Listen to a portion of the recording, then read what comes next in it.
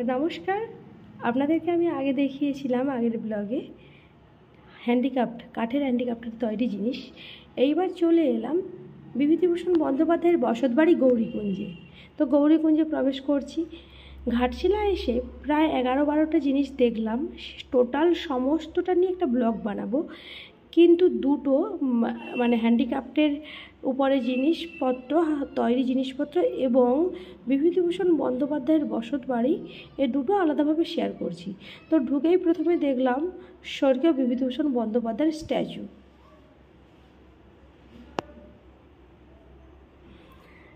পুরো এরিয়া মানে ওনার বসত বাড়ির পুরো এরিয়া এইভাবে প্রাচীর দিয়ে ঘেরা এবং প্রাচীরের গায়ে সুন্দর সুন্দর চিত্র অঙ্কন করা রয়েছে বিভিন্ন ধরনের। বিভূতিভূষণ বন্দ্যোপাধ্যায় সহ তার যা যাবতীয় কার্যকলাপ, তার ছেলে, তিনি কি করেছিলেন, কোথায় লেখালেখি করতেন, ইত্যাদি ইত্যাদি। তো যাই হোক, প্রথমে প্রাচীরের ছবি শেয়ার করব না, প্রথমে সামনের কয়েকটা প্রাচীরের ছবি শেয়ার করে ঢুকে যাচ্ছি ওনার বাড়ির মধ্যে।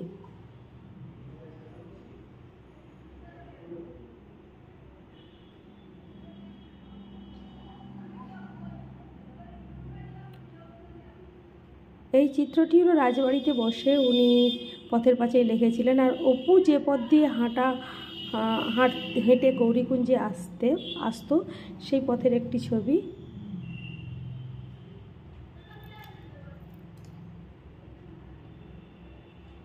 ভাগলপুর রাজবাড়ির সামনে বসে উনি পথের পাঁচালী লিখেছিলেন। এরপর রুমের মধ্যে চলে গেলাম, দিয়ে ওনার ওই ব্যবহৃত ওনার জামা, জুতো, কিছু আগেকার ছবি, সেগুলো সংরক্ষিত করা রয়েছে। এছাড়া বিভিন্ন বই সংরক্ষণ করা রয়েছে। এই ঘরের ভেতরে মানে এই রুমটার ভেতরে যা যাবতীয় জিনিস রয়েছে সেগুলো অ্যাকচুয়ালি ভিডিও করা বারণ রয়েছে, কিন্তু আমরা তো জানতাম না, গিয়ে ভিডিও করে ফেলেছি। তারপরে যিনি দায়িত্বে রয়েছেন উনি বলেন স্টিল ছবি তুলুন বা সামনের ভিডিও করুন, ভেতরে ভিডিও করা যাবে না।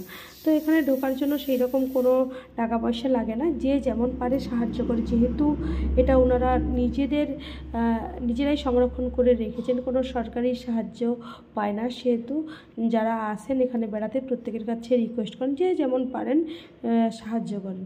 তো কয়েকটি চিত্র তো এখানে দেখাচ্ছি যে বিভূতিভূষণ আম খেতে ভালোবাসতেন বলে ওনার ভাই নটুবিহারী যে আম গাছটি লাগিয়েছিলেন সে আম গাছটি মানে সুন্দর করে বাঁধানো রয়েছে। আম গাছটি কিন্তু জীবিত রয়েছে এবং যথেষ্ট আমও ধরেছে দেখলাম। যদিও এবছর আমের পরিমাণ কম, তথাপি এ গাছটায় কিন্তু আম ধরেছে।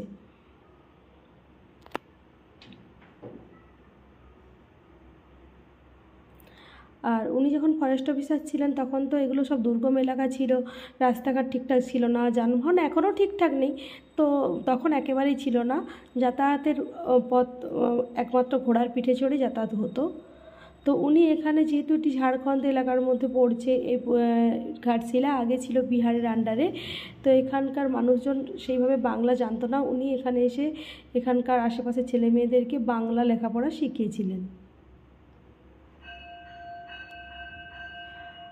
ওনার প্রথম স্ত্রী মারা যাওয়ার পর দ্বিতীয় বিবাহ করেন ফরিদপুর জেলার রমাদেবীর সাথে 3রা ডিসেম্বর।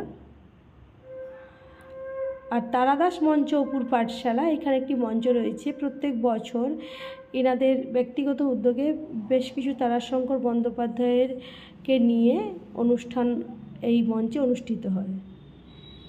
দ্বিতীয় স্ত্রী রমাদেবীকে নিয়ে বিভূতিভূষণ বন্দ্যোপাধ্যায় যখন এখানে এলেন এই গৌরীকুঞ্জে,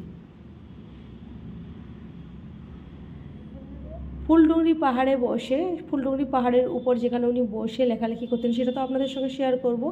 এই ফুলডুংরি পাহাড়ের উপরে বসে উনি লেখালেখি করতেন।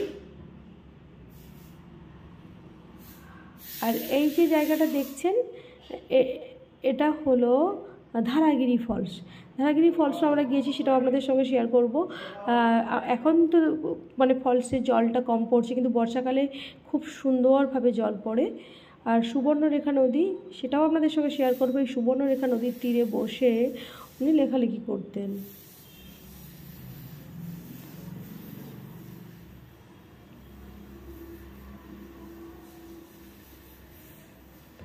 এই হলো এরিয়া পুরো। আর একটি সুদৃশ্য চিত্র না আপনাদের সঙ্গে শেয়ার করলে মনে হয় এখানে অপূর্ণ থেকে যাবে। সেটা হলো আমরা অপু দুর্গার কাহিনী পথের পাঁচালীতে পড়েছি। সেই অপু দুর্গার ট্রেন দেখতে যাচ্ছি। এটা একটা খুব বিশ্বজিৎ রায় পরিচালিত অপুর পথের পাঁচালীতে অপু দুর্গার এই যে ট্রেন দেখতে যাওয়ার দৃশ্যটি খুবই মানে আকর্ষণীয়।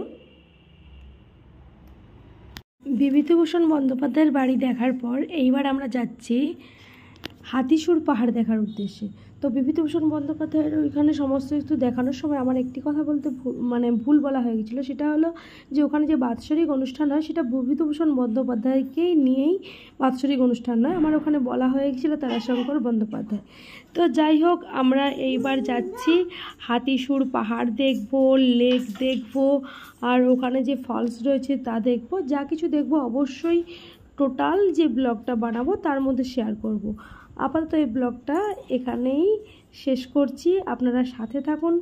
তাহলে আপনারা ঘাটশিলায় কি দেখলাম বা আপনারা এলে কিভাবে কোথায় যাবেন, কিভাবে আসবেন, পরপর কি দেখবেন, সবটাই আপনারা কিন্তু আমার ব্লগগুলো যদি দেখতে থাকেন সবগুলো সম্পর্কে আপনাদের একটা সার্বিক ধারণা হয়ে যাবে, যাতে আপনারা ভবিষ্যতে এলে খুব সুন্দরভাবে পিসফুলভাবে বেড়াতে পারেন।